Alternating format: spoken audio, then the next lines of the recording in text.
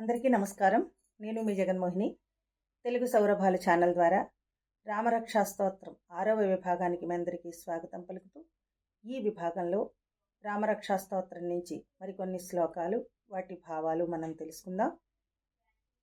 ఆరామః కల్పవృక్షాణాం విరామః సకలాపదాం అభిరామస్త్రిలోకానాం రామః శ్రీమాన్ సనః ప్రభుః.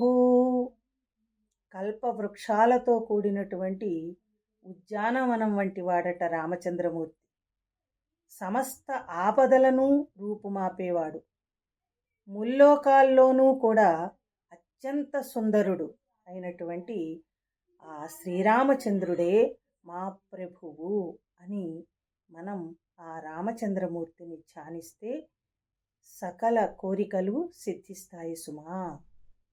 తరుణౌ రూపసంపన్నౌ సుకుమారౌ మహాబలౌ పుండరీక విశాలాక్షౌ చేరకృష్ణాజినాంబరౌ.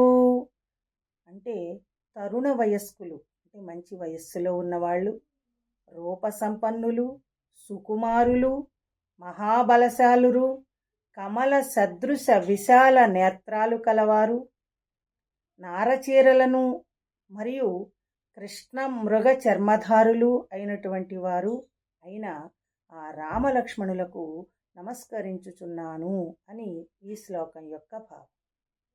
తరువాతి శ్లోకం చూద్దాం. ఫలమూలాసినౌ దాంతౌ తాపసౌ బ్రహ్మచారిణౌ పుత్రౌ దశరథస్త్యైతౌ భ్రాతరౌ రామలక్ష్మణౌ. ఫలమూలాలను ఆహారంగా తీసుకునేవారు, సంయమ చిత్తులు, తపస్సులు అయినటువంటి ఆ దశరథుని పుత్రులైన రామలక్ష్మణులకు నేను నమస్కరిస్తున్నాను అని ఈ శ్లోకం యొక్క భావం. శరణ్యౌ సర్వసత్వానాం శ్రేష్ఠౌ సర్వధనుష్మతాం రక్షః కులనిహంతారౌ త్రాయేతాం నో రఘూత్తమౌ.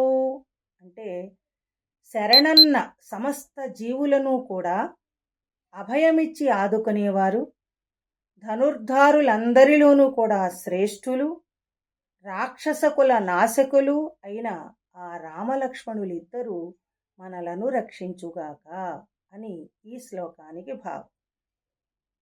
ఆత్తసజ్య ధనుషా విషుస్పృశా వక్షయాసుగ నిషంగ సంగినౌ రక్షణాయ మమ రామలక్ష్మణావగ్రతః పథి సదైవ గచ్చతా. నారి సారించినటువంటి ధనుస్సులు చేబూనిన వారు, అక్షయ బాణయుక్త తూణీరధారులు అయినటువంటి రామలక్ష్మణులు నన్ను రక్షించుటకై నా మార్గంలో సదా నాకు ముందు ఉందురుగాక.